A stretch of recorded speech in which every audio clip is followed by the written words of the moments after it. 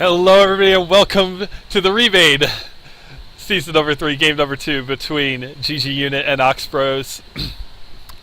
Sorry about that little bit of an inconvenience. Teams didn't seem to switch sides, so had to fix some things. Got it all settled out now. We are good. We're good to go. And joining me, of course, is Allure. How you doing, man? I am doing great. Interested in how the teams are going to do their picks and bans this time. Yeah, I am curious to see. Is it the exact same thing? Or I know Gyro was not banned last time. I think it was a lone druid, maybe? I think I saw a lone druid banned out. I mean, regarding the bans here, I think something that I tend to see in like mid to lower level Captain's Mode games is that people try to stick to some sort of higher trend that they think exists, whereas I think that sometimes you really should just pick and ban after what is right in the situation. Here, for example, I don't think there's any shame at all in banning Tree and Protector. If you're afraid of facing him and you don't play him yourself. No, I definitely agree with you there. If you don't play Triad, I think he's definitely warranting a ban anymore. I actually am a little... He's been actually banned out in pro games, so I wouldn't even say that it's, going against the curve to ban him out. Right. But I am curious to see how GGUnit responds to last game. They have... last game was very one-sided, I have to say. Their draft kind of confused both of us a little bit, I have to say. The Tidehunter never really was able to get the levels.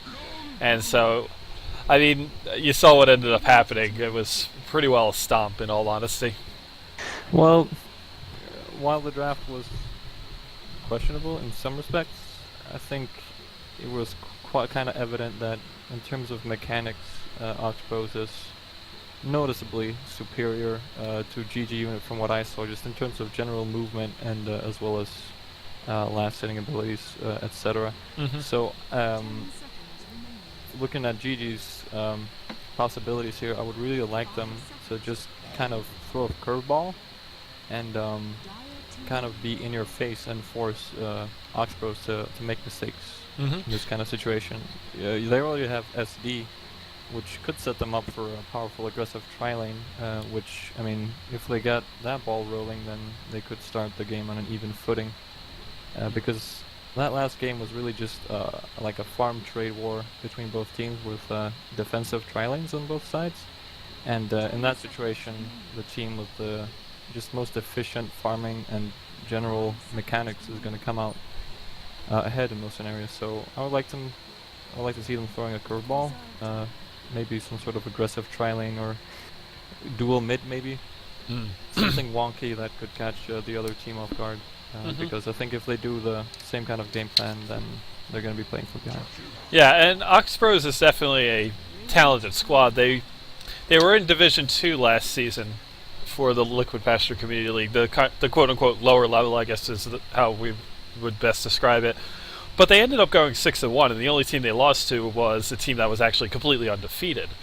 So their skill level's pretty up there. They're probably one of the better mid-tier teams. I don't know if I'd put them in that range of the top 4, top 5 that we have going on, but they are up there, and they have shown a lot of really solid play throughout the matches that I watched of theirs last year. So I'm a little curious to see how they keep that going from last season to this season and what new things they added, because actually ATG Box down there on the Radiant side was the captain of Yabish last year. So they have improved their squad quite significantly, in my opinion. So best of luck to those guys on that.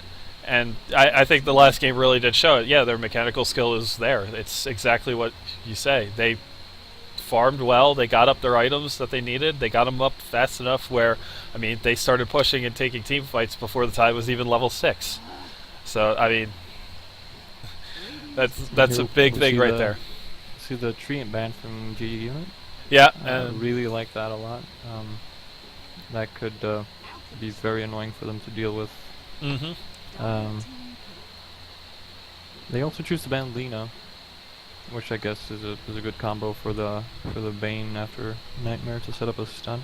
Yeah, Lena Bane is really good, or really strong when put together. It's actually it's one of my more preferred combinations when I'm personally drafting. I like Bane. Bane's one of actually my favorite heroes in the game, just because of the amount of CC that he brings to the table.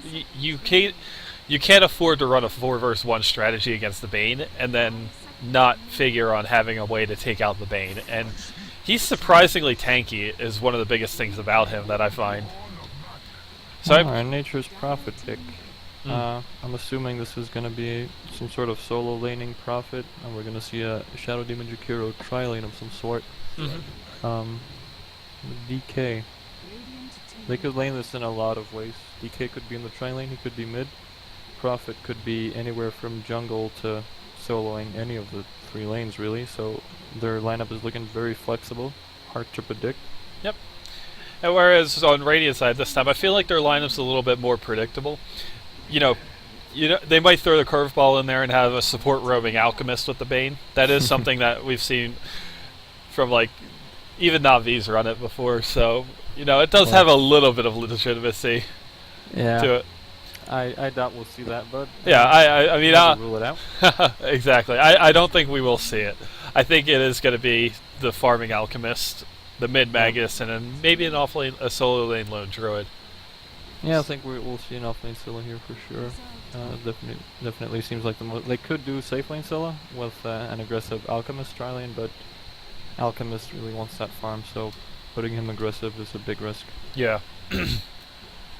So from OxBros, they're looking for some sort of support, maybe even a jungler. And for GGUnit, God knows, they could lane it in a lot of ways. They might be looking for a bit of a harder carry. I mean, Dragon Knight and Nature's Prophet is really good, is a really good combination in order to, you know, you get that damage that you need. But they could opt to go for a tri-core strat here and pick up a 3rd carry. Yeah, my best suggestion here would be get a really good hero for the tri-lane and put the aggressive tri-lane. What would that be? Would that be top? No, bottom. That would be bottom. Put that aggressive tri-lane on the bottom and have DK mid, Prophet solo easy. How would you feel about a really good thing to have along with the aggressive tri-lane is a solo laning Prophet actually, because then whenever an engagement happens, you get that early level TP in from Prophet, and he can really turn the battles with his right clicking early on. How would you feel about a Luna pickup for GGUnit here? Luna could definitely work. Her aura is really great with SC and Jakiro. They're both ranged heroes, so their harass is going to be really potent, and that would actually make for a pretty strong tri-lane in general, and it would give them a little bit of late game. The one thing about Luna though is that putting her on the off lane can be a bit wonky at times, because you can't. Luna on safe lane can transition into jungle really nicely, and go into jungle in general if she's being pressured. Whereas off-lane Luna is really risky, but I mean, if they win the lane, then it's going to pay off for sure. So it is an option they could go for. They could also go for something like a Juggernaut.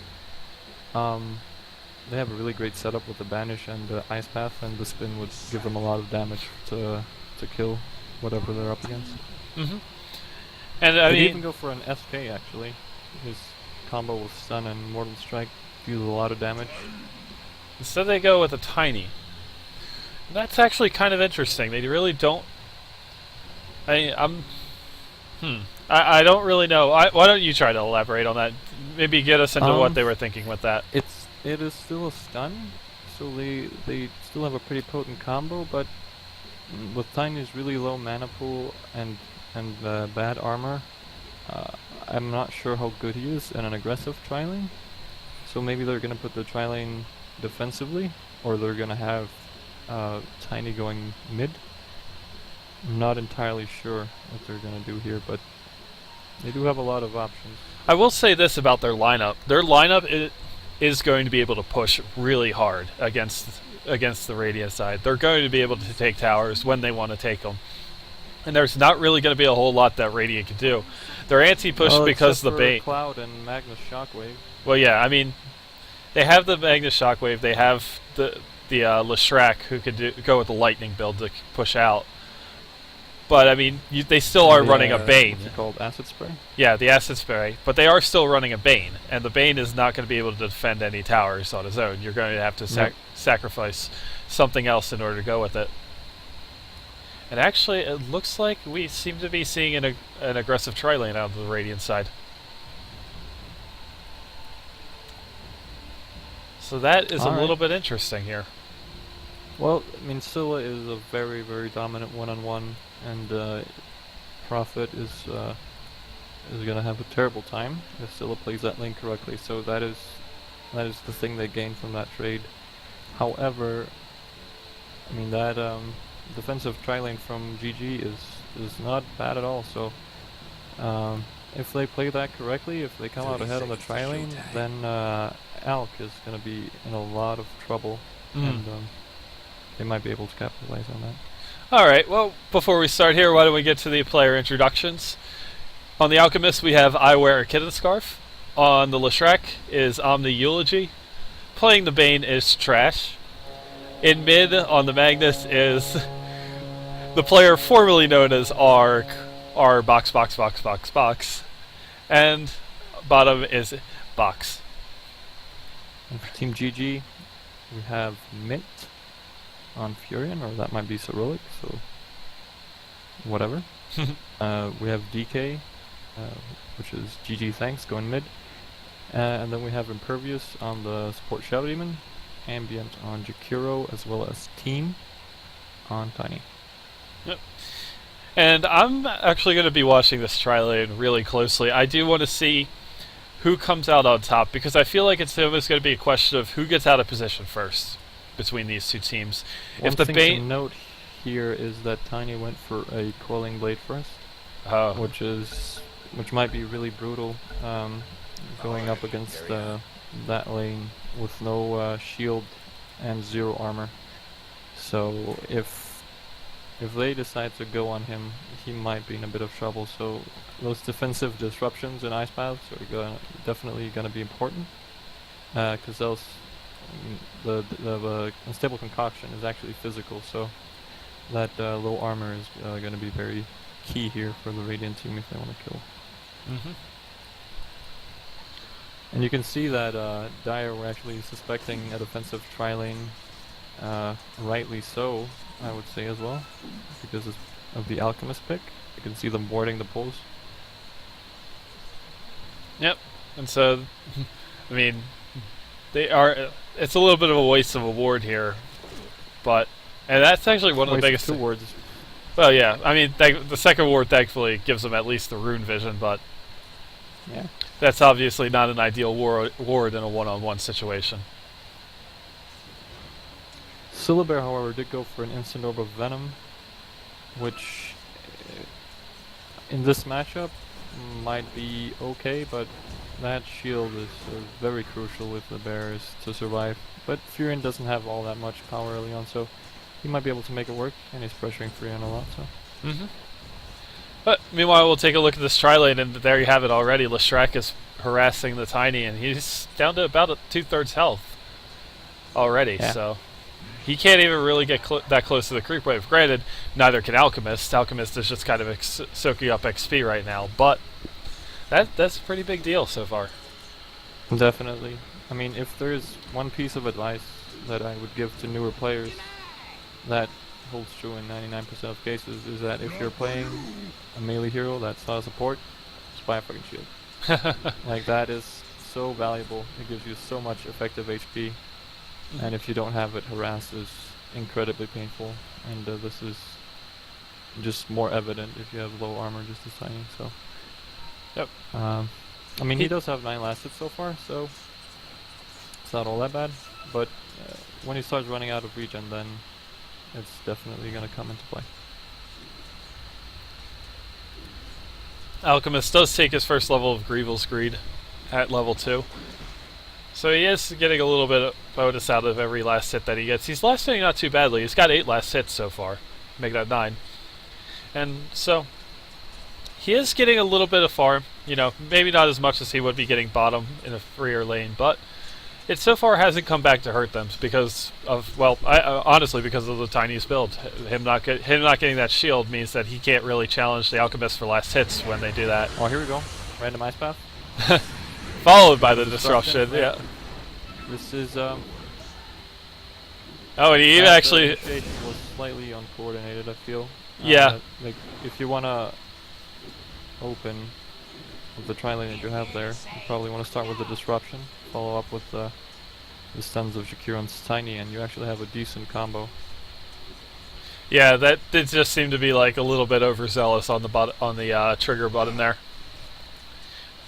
And Tiny is now out of regen, so compared to the Alchemist, does get a 3-man ice path, but again, they just not quite there with the coordination. They really need that disruption first. Yeah, it seems like they're just using spells to use them. It is offering some harass, but okay. With the DD rune, Magnus does end up getting the kill on Dragon Knight mid. Not even level 5 yet, and that's a pretty big kill.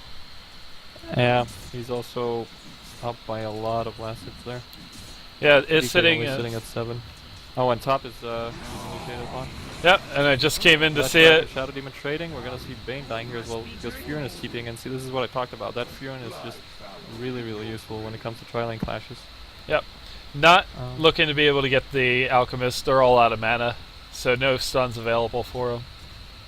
So that was 2 for 1, which is it's not bad. A consequence of Furin keeping top, however, is that Scylla is going to get absolute free farm bottom. And I mean, now no longer you can go armlet on Scylla. So Scylla, obviously, even with that little bit extra free farm, he's not going to be coming on as online quite as early. But that's true.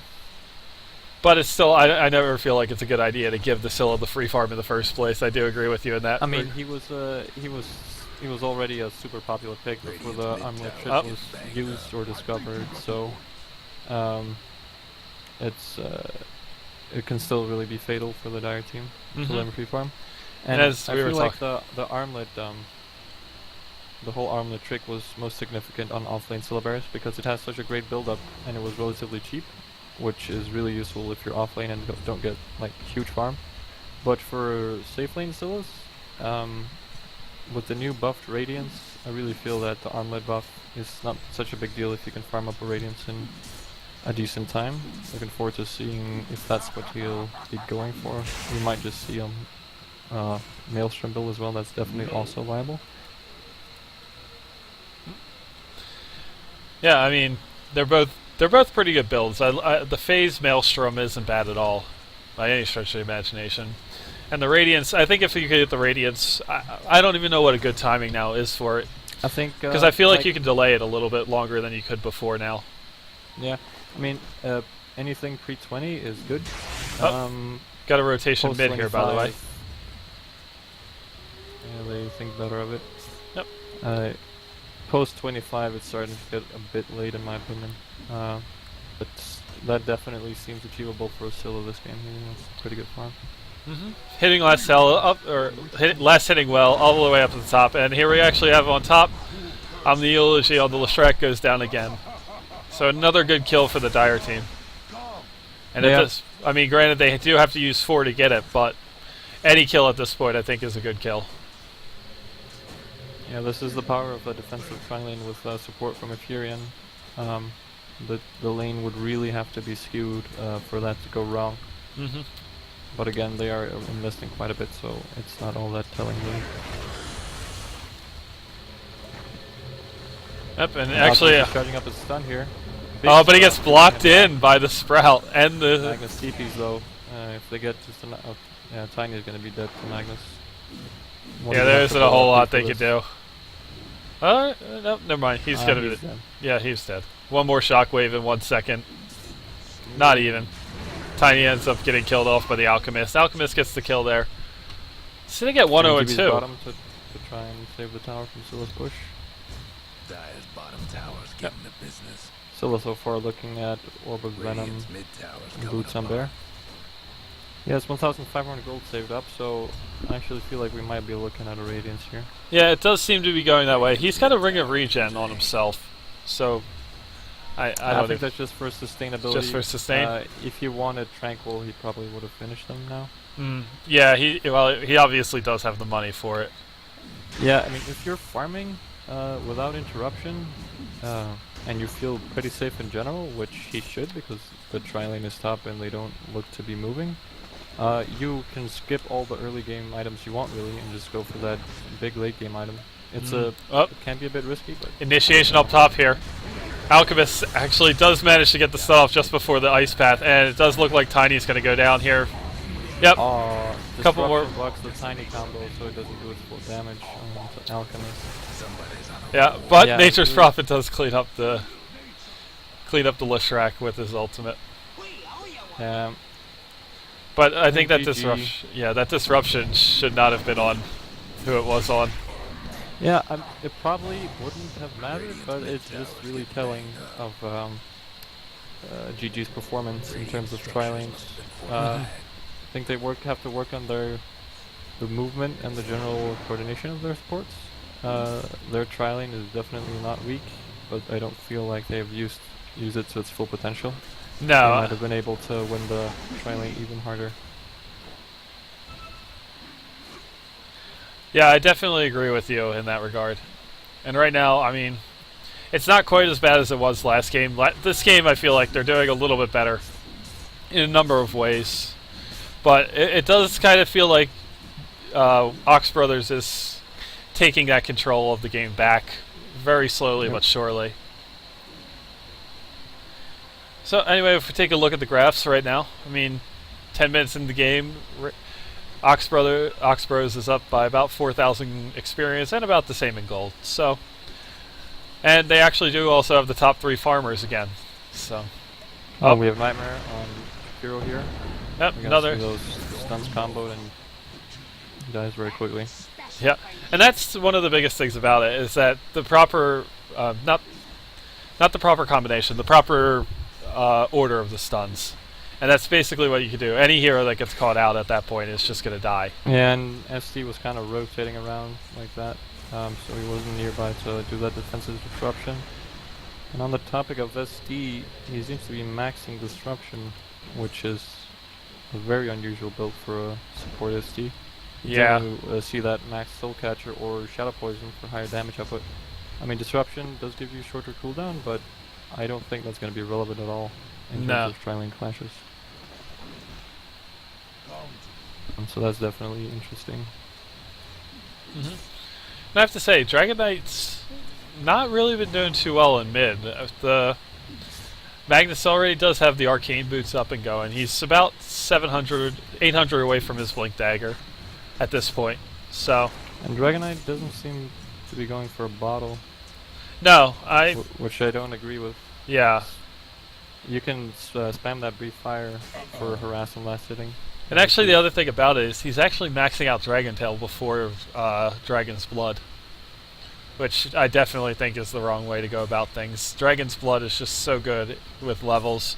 You get the extra regen and the extra armor is just humongous. Yeah.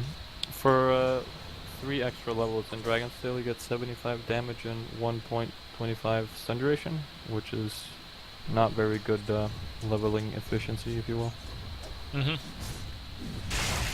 So that's a level 1 wonder. Yeah, and he's actually one of my biggest things about this is that he's not really using the. Yeah, he is. There he is. 1 auto attack after the skewer and the shockwave, and Magnus picks himself up another kill. Radiant's mid tower could use a hand. But I mean, the thing about it that I noticed about him is that he really wasn't even using the flame breath to harass. He was just kind of sitting on full mana. Now has haste rune in his bottle, looking to set up that big RP, and we have 4 players from the dire team, so this could be very dire. Yeah, I'm going to ignore that pun, but up and here comes big 4-man RP. There's no chance. Beautiful. No chance for any of them. And that's I thought it was only gonna hit 3, but that magical range. Hey, good skewer positioning after the haste rune was used. Put him right in range, and there's his Blink Dagger. So Yeah, Blink and Arcane boots up on Magnus. I think that kind of sealed the deal there for GG. At least if people are interested in watching DreamHack, they can get back to that quicker now. Yeah, I mean, you don't want to call something over this early usually, but that's a pretty big momentum boost on a team that was already taking that one team wipe, or that one near team wipe right there. They're up now over 7,500 gold in experience, so that's pretty big. DK is wandering around in Danger Town here. Yeah. Manages to escape. Magnus does have Blink, however, so look for that Blink skewer combo. No, Or you just can just skewer into them. and doesn't have whole lot of Fiend's Grip going off on the Shadow Demon. And yeah, this is going to be 2 or 3 kills here again. Magnus is sitting at really low. Super low. DK can just breathe him, but he's No out mana. now. Yeah, he had no mana. Well, they did have enough time to stun him, so I'm not sure what he was doing. These fights are kind of surreal. Yeah, I'm not really sure what exactly was supposed to happen there during that fight for either one of the teams. Have you ever watched a Brood War replay that's corrupted? No, I have not. I can't say I have. It's kind of where both sides just keep producing stuff, but all their units kind of stop doing anything, and the game kind of just goes stale, and then keeps going on forever. That's the kind of vibe I was getting from that fight. Yeah, that really is a pretty good description of it. Although we do see the relic picked up now on the Lone Druid, so he's looking at about it's going to be about a 16 or 17 minute radiance by this point. Yeah, that's couldn't really ask for anything better as a Syllabear. That's really the strength of the solo lane Scylla there. There are very, very few matchups that he doesn't win in that scenario, and Furion is definitely one of them. So as soon as he gets his Radiance, they're just gonna start taking down towers big time, and we're probably gonna see all the outer towers fall, followed by Roshan into a high ground push, unless GG has something miraculous in store. Yeah, and I mean, Alchemist right now has an item coming out to him. It's actually a Maelstrom. He's decided to go for the Maelstrom into Mjolnir. So, as my friend so eloquently puts it, it's the clack build, where you just build a lot of attack speed and attack continuously with him. And this could be interesting to see how they're going to use it. They're actually contending the top push. Yeah, I'm not really sure about that. Yeah, Furion is CPing out, realizes that it might not happen. I think SD and Dakir needs to get out before things go bad. Mm-hmm. Actually, Dragon Knight is here with his ulti pops. They're looking to initiate it, seems like. Yeah, it seems like right now Radiant Side's just waiting for the Dragon Knight ults to run off. Oh, never mind. That's more what they were waiting for. Get 3 right away. Tiny comes in. It's not going to matter. Yeah, that was 3 men almost immediately die, and they're going to get to tier 1 here. And actually, Bane is chasing the Tiny around. I don't think they're going to be able to get to him. No. Nope. He's going to escape.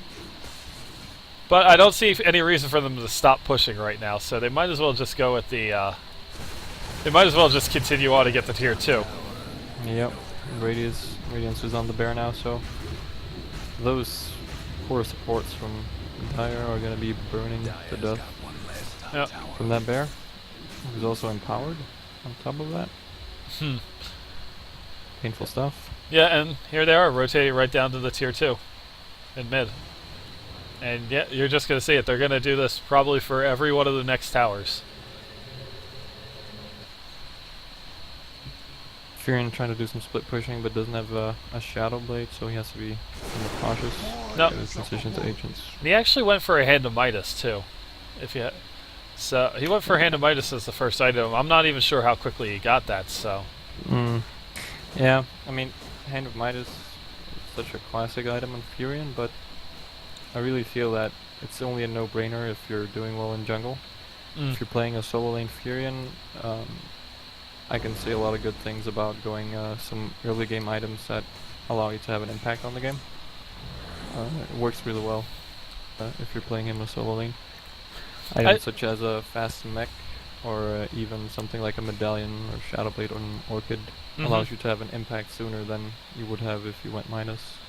Yeah, and that's definitely a big thing. I don't really think he needs to play the hand to Midas kind of game where you're on a team with no other real good mech carrier, and you know you're not going to need the DPS physically because you have a Tiny and a Dragon Knight. So, and even, I mean, you're not going Midas for DPS. In terms of attack speed, it's probably the most cost-inefficient item in the game. Yeah, you're going Midas so that you can continue to rice. Basically, that's the only reason to get it. But, I mean, yeah, I think going with the mechanism definitely would have been the right choice, but instead it looks like he's going to be building an Orchid. So, I don't really agree with it, I have to say that. But, I mean, at this point I don't think it would matter what he's building. Nope. As you currently have the bear... Shadow Demon. Yeah, and Shadow Demon's going to definitely get taken down by this bear. The Radiance... Bear doesn't even have to attack him, just can stand near him. Oh, and a good 3-man RP. Doesn't get the skewer off on all of them, but it doesn't really matter. Shadow Demon's going to take one tick of Radiance. Doing a lot of work. Yep, ends up getting and this is a full team wipe. And I think that's GG. I don't think they can stop that push. Yep, and there we have it. GG, well played, coming out of GGUnit. So, 19-minute GG for OxBros, and they look strong, I have to say. I mean, they're using a lot of stand-ins for this, but the stand-ins are not exactly from an organized team that are working together. The stand-ins are from a house team. So, I mean, good job for them, and good luck to them and the rest of the tournament. I think GG kind of did what I wanted them to. They clashed tri-lanes, which by some turn of events might lead to them taking some kills and getting ahead, but OxBros just proved too strong, and yeah, and I think a big deal. Aspect. I think a big deal of that is the coordination that they had. That was definitely a kind of a game breaker, a game-breaking difference. I want to say. You can tell that OxBros had the right mindset and the right ideas when they decided to go on somebody, you know. All right. Anyway, guys, thanks for watching. I hope you enjoyed, and I will try to keep in touch with you about doing any more games. I will be going out this evening. So unfortunately, I know there's a lot of games going on. Good luck to you guys who are playing. I hope that I will be able to catch little bits and pieces of it, but I'm not sure. I can't make any promises. But take care, good luck, and I will see you all as soon as I can. All right?